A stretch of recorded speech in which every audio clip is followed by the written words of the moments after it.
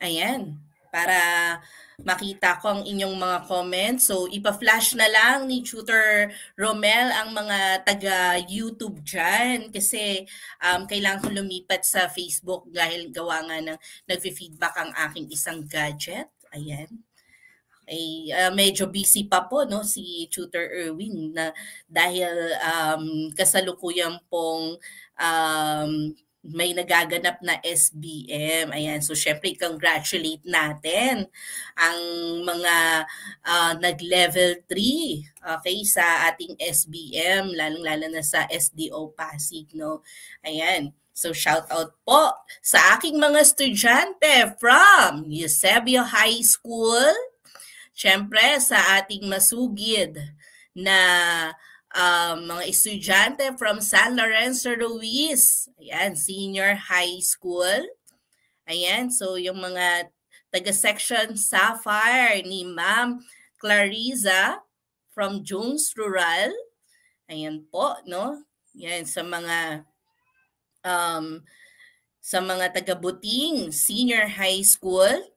Yan. So, shoutout sa inyo. So, tingnan pa natin. Mamaya, baka may mga bago tayong school. Ayan, i-post na lang po yan ni Tutor Romel. Ayan. Sige nga, kung handa na tayo for today's lesson, okay, paki-comment naman sa ating chat box. Ano yung mga napag-aralan nyo ngayong week? Ayan, sa ating calculus. Ano yung mga napag-aralan nyo ngayong week? Okay, or ano yung mga terms, okay, na napag-aralan nyo ngayong week sa ating integral calculus or sa ating basic calculus. Kung may mga natutunan tayong mga bagong terms, ayan, sige nga, paki-comment nga. Ayan, so hashtag Itulay Level Up. Pwedeng lagyan nyo ng hashtag ang ating, ang ating mga comment. Ayan, para makita ang ating hashtag Itulay Level Up. Ayan. So wala pang nakakapag-comment, maya-maya magko-comment na yan ng mga terms, okay, na kanilang mga napag-aralan. Ayan, so shoutout din sa mga taga 11 STEM Diamond. Ayan. Okay, so maraming salamat po Ma'am Clariza Jane Metro sa pagtitiwala po ng inyong klase dito sa amin sa Itulay. Ayan. So ever supportive talaga yan. Law of antiderivatives. Okay. Okay, so sige, habang nagko-comment kayo dyan ng mga bago nyong natutunan o bagong terms na na-encounter nyo this week, okay, atin ang simulan ng ating lesson for today. Okay, so syempre, samahan nyo pa rin kami ni Tutor Erwin. Okay, every Friday, 4:40 to 5:20 p.m. Huwag kalimutan. Siyempre, dito lang sa DepEd Itulay, FB page and YouTube page. Nako, live na live yan. Every 4:40 to 5:20 ng Friday. Congratulations dahil tayo pa rin ang nananatiling most viewed, okay, sa senior high school mathematics. Ayan, sa session every Friday, no? So, congratulations sa inyong lahat dahil kung hindi dahil sa inyo, syempre hindi tayo magiging most viewed, di ba? Ayan, so salamat sa inyong mga suporta. Maraming salamat din sa mga schools na patuloy na sumusuporta sa amin. Maraming salamat din po sa mga teachers na nagtitiwala ng kanilang klase sa amin ni Tutor Erwin. Ayan. So, salamat sa mga papuso nyo dyan. Ayan. So, ayan, week 5 na tayo. I'm sorry. Week 5 na tayo ng quarter 4. So, now we have the Riemann sums. Ayan. Sige nga. Pusuan nga ang ating comment box. Okay? Kung meron na tayong idea dito sa Riemann sums. Ayan. So, pusuan ang ating live, okay? And mag-comment tayo ng heart kung meron na tayong idea kung ano yung Riemann sums na to. Yan. And so, salamat sa mga papuso nyo dyan. Ayan, atin ang simulan. So ano yung mga expectations, no? Yan, sa ating um, live or stream na to. So at the end of the learning episode, you are expected to first illustrate the definite integral as the limit of the Riemann sums, approximate area using Riemann sums, state the steps in finding the approximate area using the Riemann sums and partition points. Then last is the approximate the area of a region under curve using Riemann sums left, right, and midpoint. Ayan. So, tingnan natin, no? Recap. Ayan. So, last time hindi tayo natapos, no? Pasensya na kasi nag-time na at sakto nalobat naman ang aking no, ang aking laptop. So, pasensya na po. Ayan. So, atin lang pahapyawan kung ano yung napag-aralan natin last time. Ito yung hindi natin naabutan as the application of integral or the antiderivative, antidifferentiation. Ito yung last time. Okay, so consider a population of a certain country that is observed to grow exponentially based from the available record. There were 8,000 people at the start. After 10 years, it increased to 14,000. If the increase in number is constant, what is the estimated number of people in that country after 100 years? So buhay pa kaya kayo noon? So syempre hindi, no, but we can predict, no, using exponential function, no, na derive natin from last week episode. Okay? Ano yung formula natin? So yung y sub t, okay, y sub t equals y sub 0, 'di ba? Ano yung y sub 0 natin? Yung initial number. Okay? Then e raised to kt. Okay? Again, y sub t is equal to y sub 0 e raised to kt. Ano yung y sub 0? Yun yung initial number. Okay? At the start, at the beginning, wala pa tayong time. Ibig sabihin, 0 years pa or 0 pa lang yung time natin. Okay? Ayan. So, the rate at the start, we have y sub t is equal to y sub 0 equals 8,000. Ayan. So, then the rate of change of a number of people is actually dy over dt. This can be written as dy over dt equals 8,000 y, which can be solved using the equation y sub t is equal to 8,000 e raised to kt. Okay? So, itong 8,000 na to, class, okay, ito yung initial, okay, number natin, no? Hindi pa gumagalaw yung time. Ibig sabihin, nandyan na siya. Meron ng 8,000 people. Okay? Wala pang at 0 years pa yon. Ibig sabihin, yun na yung at present natin. Diba? Okay, and then yung E, that is natural exponent, raised to KT. Okay, anong una nating isi-solve? Siyempre yung K. Okay. Bakit? Kasi meron tayong condition. No? Sabi dito, after 10 years, naging 14,000 daw siya. So, ibig sabihin, after T equals 10, okay, nagkaroon tayo ng Y sub 10, which is 14,000. No? So, ngayon, isa-substitute na natin siya, okay, sa ating general, no? General solution natin. Okay? Yan. So, meron tayong y sub t is equal to 8,000 e raised to 10k. Okay? So, sabi dito, 14,000 na yung y sub 10. Okay? Equals 8,000 y sub 0 e raised to ang t natin, okay, ay 10, and then k, yun yung hahanapin natin. Okay? So, yun yung hahanapin, yung k, no? Paano kaya natin siya mahanap? Okay, so gagamitin natin yung natutunan natin sa logarithm, no? So, divide both sides by 8,000 para yung may k na lang ang may iwan, di ba? So, 14,000 divided by 8,000 gives us 1.75. Then that is e raised to 10k. Okay? Paano mangyayari? Paano mawawala yung e dito? Kasi ang kailangan lang natin ay 10K, di ba? So, kunin natin yung ln ng both sides, no? So, yung natural logarithm ng both sides. So, kunin natin yung ln of e raised to 10K. Okay, ano yung ln of e raised to 10K? So, that is 10K. So, law of, ano yan, rules natin yung sa logarithm, law of logarithm. And then, ln of 1.75 kasi nag-ln nga tayo both sides, no? And then solving for k, so divide natin both sides by 10. So that gives us n of 1.75 over 10. Ayan. So padami na ng padami ang ating students. Ayan. So y sub t is equal to, pakishare po ang ating um, pakishare ang ating klase ngayon, ano, kasi hindi ako nakapag-share. Gawa nga ng, ayan, syempre, wala si Tutor Erwin. So, hindi ko na-i-ano kagad, na-i-share agad ang ating stream.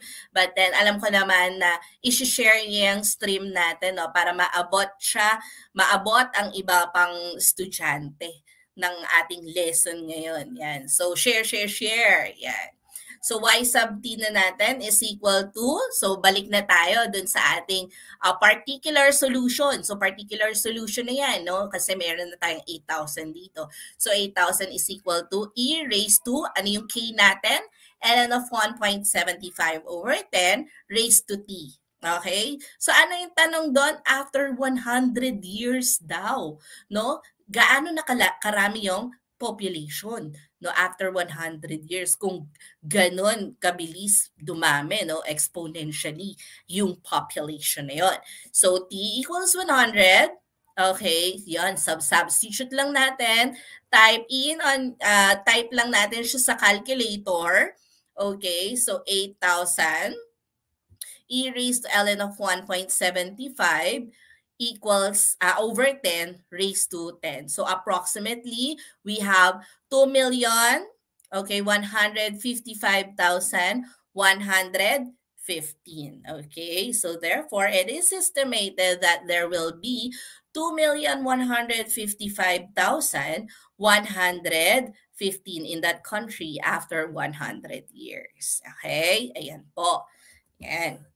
So, let us now go to our lesson proper. Okay, so definite integral as limit of Riemann sum. So, i-define muna natin. No? So, ano kaya ang tawag dito? Ano kaya yung concept ng itong Riemann sums na to? Ayan. So, how can we compute or approximate the area under the curve? Okay? Kung ito ay polygon, no? Kung ito ay isang polygon, napakadali lang para sa atin, okay, na kunin, okay, yung area nito kasi meron naman tayong formula, right? No? So, halimbawa, area ng rectangle, area ng triangle, trapezoid, area ng circle, no? So, wala tayong problema dyan, no? Kasi meron siyang, formula. But then, paano natin mako-compute kapag ang curve natin ay ganito, no? Irregular ang kanyang shape, no? Yan. So, irregular. So, paano yun? Paano natin siya mako-compute? So, tingnan natin. Tapos, wala pa siyang mga kanto-kanto, di ba? So, talagang ang hahanapin natin is area of under this curve. Ayan. So now, let us consider a function f that is continuous and positive on a closed interval AB. So ngayon, i-divide daw tong interval na to into n sub-intervals. Ayan. So, of equal length. Okay? A is equal to x sub 0 and B is equal to x sub n. So, pag sinabi mo x sub 0, ito yung unang point. Okay? And then, itong x sub n natin, ito naman yung last, okay, na point. Okay? Kung, kumbaga, ito yung lower limit and then the upper limit. Kung saan yung boundary, okay, ng ating interval. Okay? So, the length of each interval denoted delta x is given by b minus a over n. No? So, parang kumukuha lang tayo ng distance and then i-divide natin into sub-intervals, no? So, kung ilang pagkakahati, so equal din ang distance yan, equal din ang length niyan. Diba? O, yan. So, ganun siya. So, regular partition, suppose AB is a closed interval containing n sub-intervals x sub 0, x sub 1, x sub 1, x sub 2, so on and so forth, x sub n minus 1 up to x sub n of equal length. Okay? Delta x is equal to b minus a over n. Okay? So, meron tayong a and b. So, yun yung mga endpoints. Okay? Yan. Kapag, ano-ano yung mga tawag dun sa endpoint natin? Yung mga, the endpoints of the subintervals are called the grid point. Okay? Kapag nahati natin into n subintervals, okay, itong closed interval natin, may mga points yan. Okay? And then yung endpoint ng kada subinterval natin ay ang tinatawag natin na grid point. And create a regular partition. Ayan. So, ibig sabihin yan, okay, again, nagke-create siya ng regular partition. So, of interval AB. In general, the kth grid point is x sub k is equal to a plus delta x, for k is equal to 1 to up to n. Okay? So, tingnan natin. So, mag-example tayo, no? Example, find the subinterval delta x and partition point p sub n, okay, is equal to x sub 0, x sub 1, up to x sub n of the given intervals a, b, and n. Okay? So ano sa palagay nyo ang subinterval natin kung susundin natin yung formula? Okay? Kung susundin natin yung formula, magiging subinterval natin or distance ng ating subinterval. Okay, that is b minus a over n. Okay? Yan. So, ako muna no, sa example number 1. So, mamaya tingnan natin sa example number 2 kung makukuha niyo siya. So, delta x is equal to, ito yung b, okay, is equal to 1. And then a is equal to 0. Then, divide natin by n. Ano yung n natin? Okay, n, ay hindi natin naisulat yung n, sorry. N is equal to 7. So, ibig sabihin, yung subinterval natin ay may sukat na 1 over 7. Okay? Yan. So, syempre, mag-start tayo sa 0 and then mag-a-add lang tayo ng mag-a-add ng 1 over 7 hanggang makarating tayo kay 1. Okay? Then, anong susunod? Yan, ito na yung mga partition points natin, ano? So, pag sinabi mong partition points, ito yung mga points, okay? Yan, para magkaroon ka ng, ng 7 na, para magkaroon ka ng 7 na interval, okay? Or 7 na hati na of equal length, okay? So, ano yung mga partition point natin? 0, 1 over 7, 2 over 7. So, nag-add lang tayo ng 1 over 7 dito, no? 3 over 7, 4 over 7, 5 over 7, 6 over 7, and 1. Okay? Ilang partition points meron tayo? Okay, ilang partition points? Kapag ang n natin ay 7, meron tayong 8 partition points. Okay? Naiintindihan na po ba yon?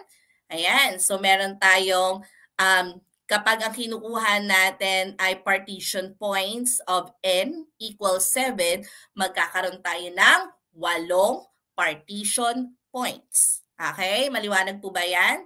Sige, tingnan natin. Ano yung sub-interval or ano yung delta x na makukuha natin sa number 2. Ayan. So, sige nga, paki-comment sa ating chat box, okay, kung ano yung magiging sub-interval or yung delta x natin, no, sa number 2. Okay? Yan. So, I'm waiting. Ayan. So, ang unang nag-chat or ayan, yung si Allen, ayan, si Allen Mark de Jesus. Okay? So, sabi dito, ayan, si Lionel din, sabi niya 2 over 3. Okay? Sabi ni Allen Mark, 2 over 3. Okay? So, tingnan natin, no? So, we have, ayan, 2 over 3. Okay, yan. Sa tingin ko nagkamali yata ako ng ano dito ng B at saka ng A, no? Yan, so i-edit na lang natin. Okay, yan. So dapat mauuna si -1. Okay, sorry. Okay, dapat mauuna si oops, nakita niyo yung sagot. Wait lang. Ayan, so mamaya na lang natin edit. Ayan. So, tama yung sagot nyo. That is 2/3. Ayan. So, salamat sa unang ating tamang sagot. Okay, si Alan Mark De Jesus, no? So, unahin natin si -1 minus -5. So, that gives us 4/6. And lowest term natin ay 2/3. Okay? Sige nga, paki-type sa ating chat box ano-ano ang mga partition points naman natin. Ayan. So, salamat sa mga nag-comment ng 2/3. Okay? Pero yung mga partition points ko, tama naman siya. Okay, so far. Ayan, nagkamali lang ako doon sa paglagay natin ng B at saka ng A. Ayan, sa ating sub-interval. Pero dapat siya ay positive 2/3 po. Okay? Sige, tingnan nga natin ano-ano kaya magiging partition points natin at ilan ang partition points na to, no? So, ang n natin ay 6. Ayan.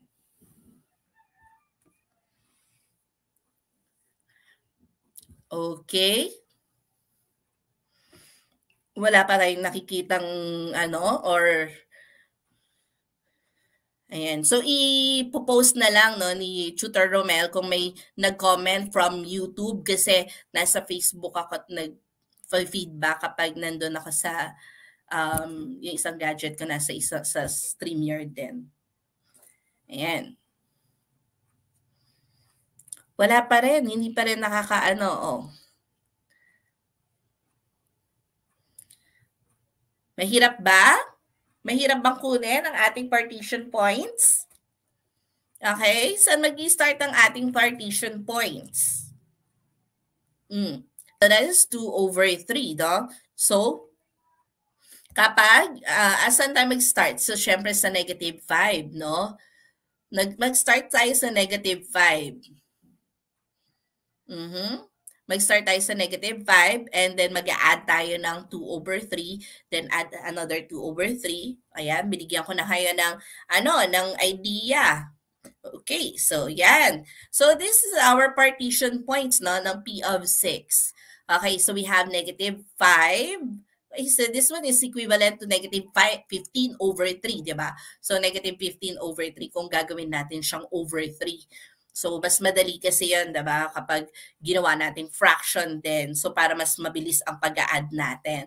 So -15/3 or that is -5, -13/3, -11/3. Okay, so this is -9/3, no? -9/3 or -3, -7/3, -5/3. Then, yan, makakarating na tayo sa -1. Ilang partition points po ang meron? Paki-chat nga po sa ating chat box while I'm editing here. Okay, yan, ng ating PowerPoint. Ilan po ang ating partition point for today's example? Ayan. So, ilan? Ilan ang ating partition point?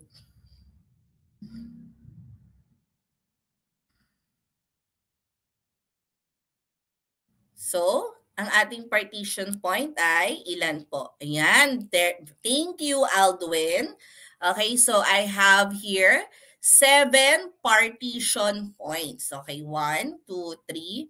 Okay, 4, 5, 6, 7. Ayan. So, meron tayo 7 partition point kapag hahatiin natin siya into 6 sub-intervals.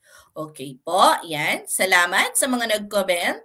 Ay, 7, oo, kung hahatiin natin siya, okay, into 6 sub-interval. Ayan. Okay? Yan. Next, ayan, activity. O, sige, pakibigay. Okay, ganun pa din, no? Pakibigay ang sub-interval, ang delta x. Okay, and then yung mga partition points natin. Sige nga. Okay? Ayan, so sa tingin ko hindi tayo aabot, ano? Kaya i-ano na natin, i-reveal na natin ang sagot. So, negative 2, okay? Ayan, mali na naman tayo. Negative 2, okay? Minus 3, okay? Negative 2 minus negative negative 2 minus negative 3. Okay? Sige nga po. Okay, ilan po ito?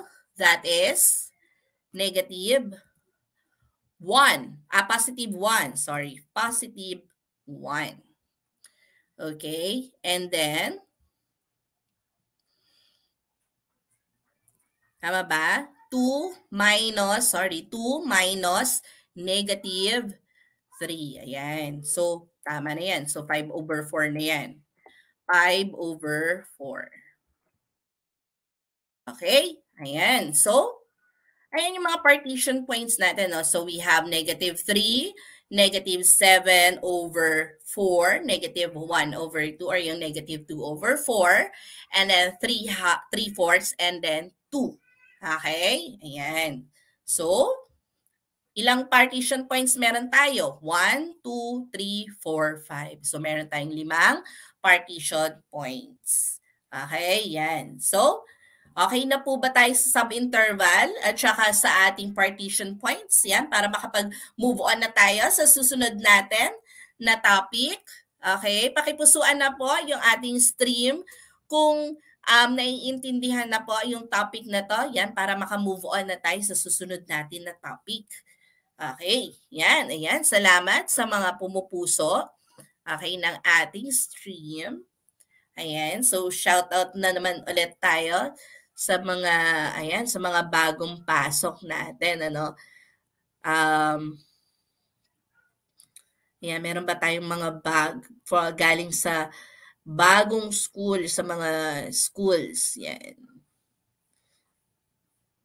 Ayan, shoutout din po kay Ma'am Princess Vinarao na ayan nga no, na nandito at tawag dito kay Ma'am Princess Vinarao na patuloy na sumusuporta sa ating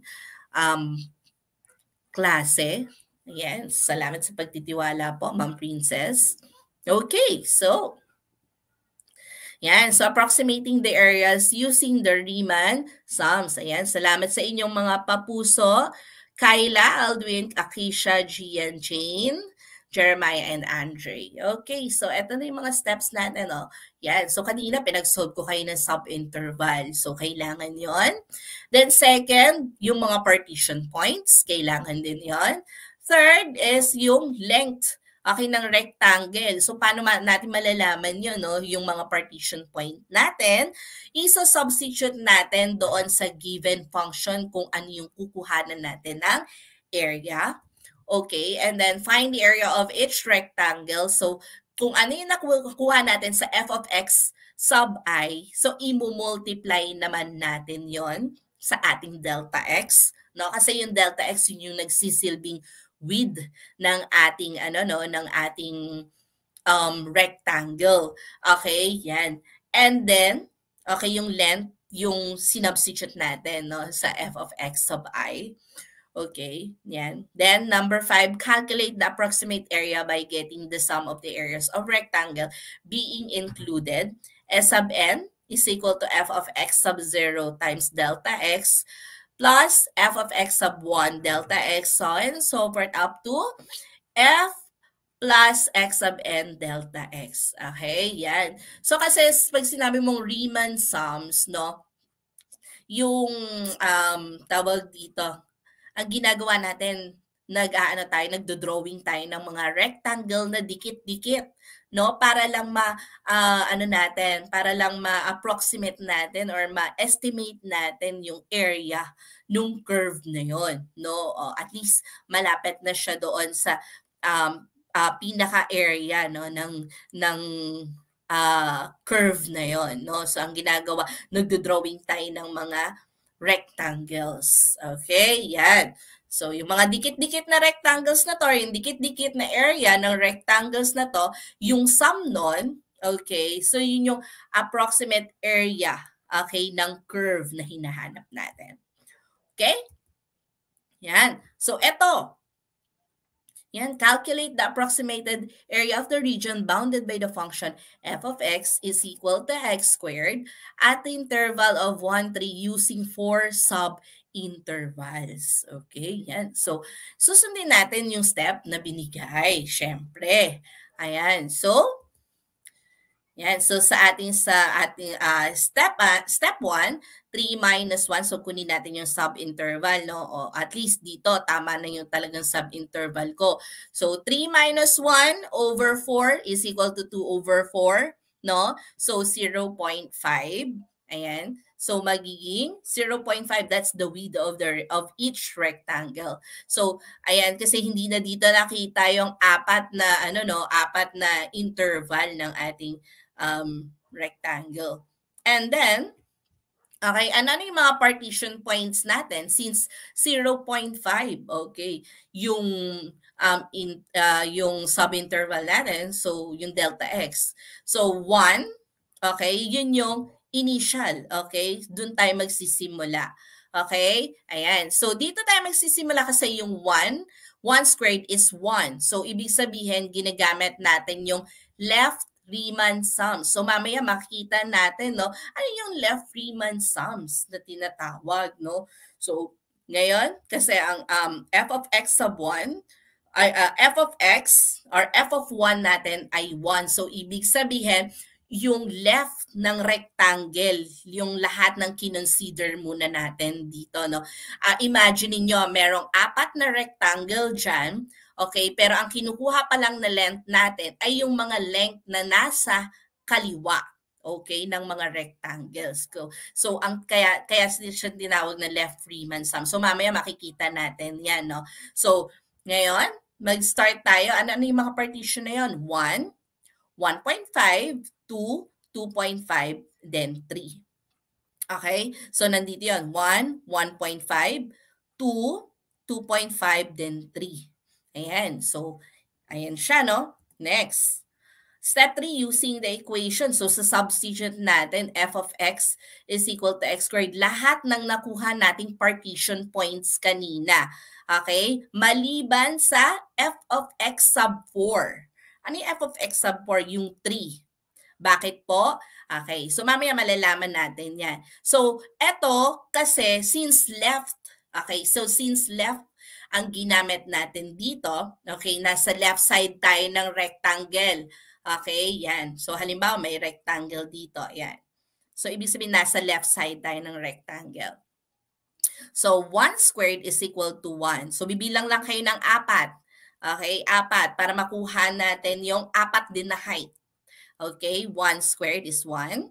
1.5 squared is 2.25. 2 squared is equal to 4. 2.5 squared is equal to 6.25. Okay? Then, ano yung susunod? Yan. So, pwedeng i-add na natin lahat ng yon and then i-multiply sa delta x. No? Kasi ang common factor nito ay delta x. No? So, ngayon, anong ginawa? Minultiply lahat sa delta x. Bakit minultiply, ma'am? Kasi po, etong f of x sub 0, yan yung length. Natatandaan nyo?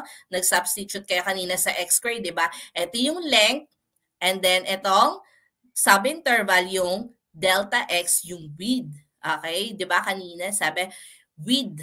Ang width ng rectangle ay 0.5.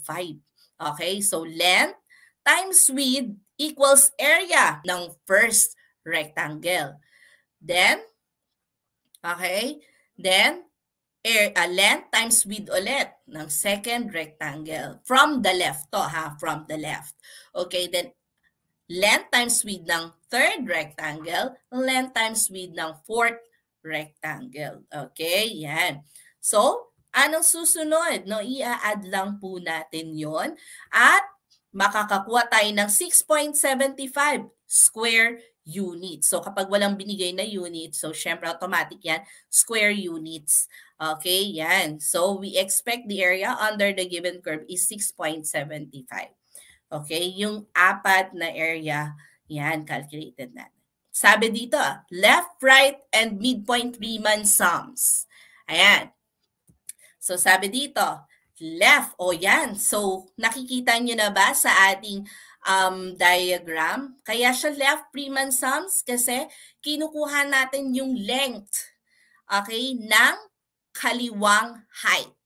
Okay? Natatandaan niyo ano ba ang formula ng rectangle? Length times width o kaya base times height sa parallelogram, no? So dito, kaya left Riemann sums kanina, ang ginamit kasi natin ay kaliwang side ng mga rectangle. Okay? Kaliwang side ng mga rectangle. Kaya left Riemann sums. Okay? Pero yung width niya, pareho lang din. Okay? So, tingnan natin. No? Yan yung ginawa natin kanina. No? Doon sa same curve. So, sa fourth left Riemann sums, ibig sabihin, kinukuha natin yung may n equals 4. Ayan. So, ano yung mangyayari? Yan. So, yung kanina nakita natin, no, 6.75 siya. Ito yung sinasabi ko sa inyo na naka-left Riemann sum siya. So, kaya ang iaano lang natin ay hanggang f of x sub 0 hanggang f of x sub 3. Okay, yan. So, yan yung tinatawag natin na left Riemann sum. Sa right naman, ito naman, yung length naman natin ngayon ay yung nasa right, okay, right side ng mga rectangles naman. Okay, yan. So, kukunin natin yung area, okay, or i-add natin lahat ng area ng rectangle na ang gamit nating height ay yung mga height ng nasa kanan, okay? Kanan ng mga rectangles. Kanan ng, ano yan? Length. Okay, kanang length ng mga rectangles. Okay? Yan. So, magkaiba po ba yon, teacher? Yes po, magkaiba po yon.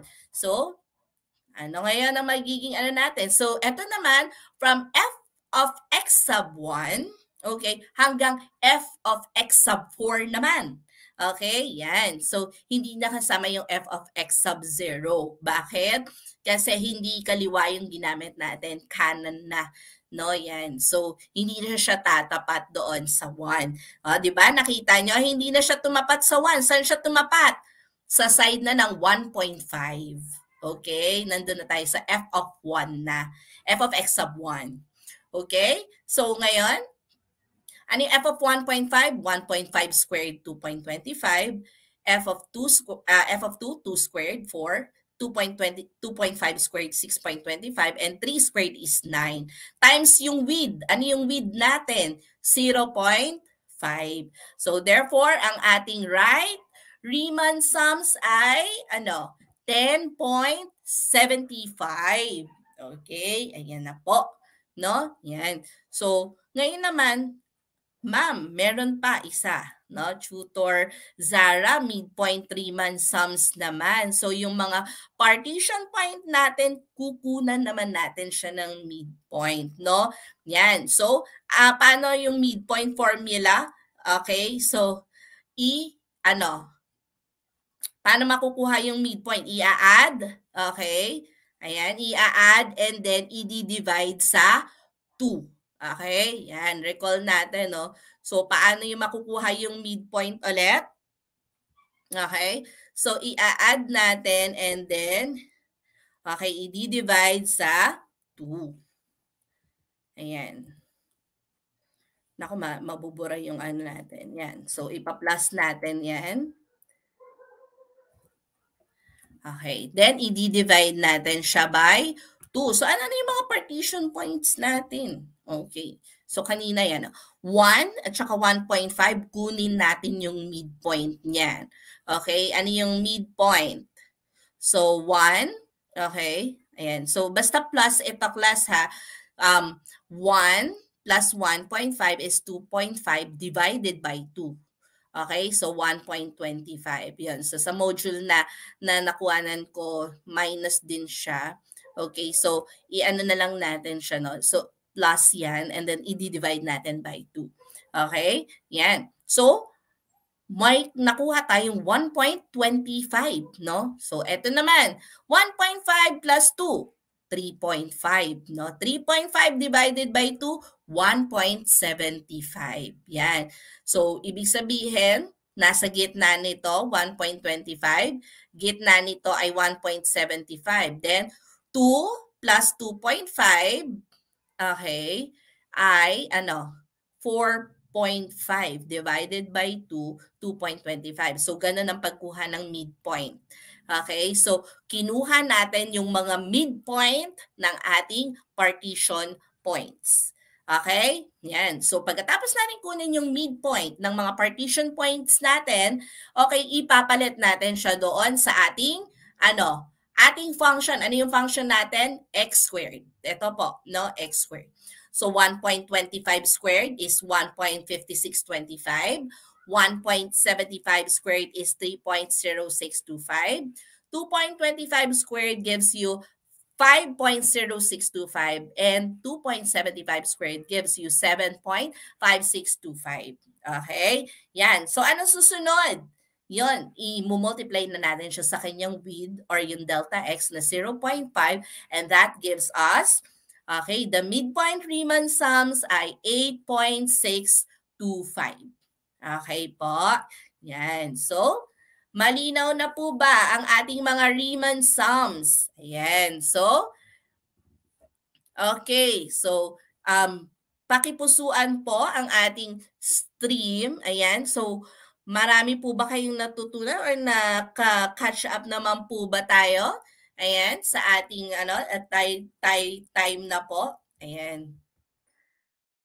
Okay, yan. So, time na po tayo eh. Kaya, ayan, papahapyawan lang natin to no, 1 minute. So, eto exact value ng definite integrals, no? So, eto, papakita ko lang sa inyo. So, this is the definite integral na tinatawag ng 4dx, no? So, kung eto, okay, i-ano natin siya, no? I-graph natin siya.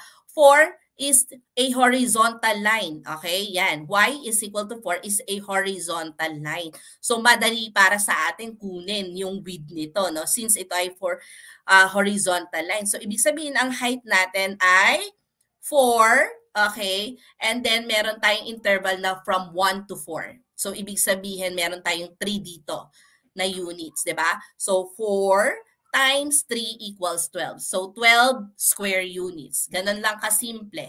Diba? Okay. So, paano naman dito sa susunod? X plus 3. So, i-graph muna natin yung x plus 3, okay, na line from 0 to 4. Okay? X plus 3 na line from 0 to 4. Ano yung na-form natin? It's a trapezoid, right? So, kung trapezoid yan, apply natin yung area ng trapezoid. So, base 1. 0 to 3, that is may height tayo dito na 3 units plus 7 units. So, di ba? 3 plus 7 is 10. Times, ano yung 4? Yung height. Okay? Ano yung height? Ito, yung nasa ibaba. Okay, that serves as the height. Okay, kasi yung perpendicular height natin. Then, divided by 2. So, ibig sabihin, 40 divided by 2 is 20. So, meron tayong 20 square units for the graph of y is equal to x plus 3 having a slope 1 and y-intercept of 3. Ayan. So, nakuha na po ba? Ayan. So, ating activity, paki-screenshot na lang po. Ayan. So, para sa ating additional activity, since time na po, no? Ayan. Maraming salamat po, Tutor Romel. Ayan, maraming salamat po, Tutor Romel. Yan, sa pag-extend mo sa akin ng konting oras. Okay, ayan po. And then, ito po ang ating, shoutout po sa mga, natin, no, sa mga author natin ng SDO Passing ng Basic Calculus at ng ating front learner, yan, ng Senior High School STEM. Okay.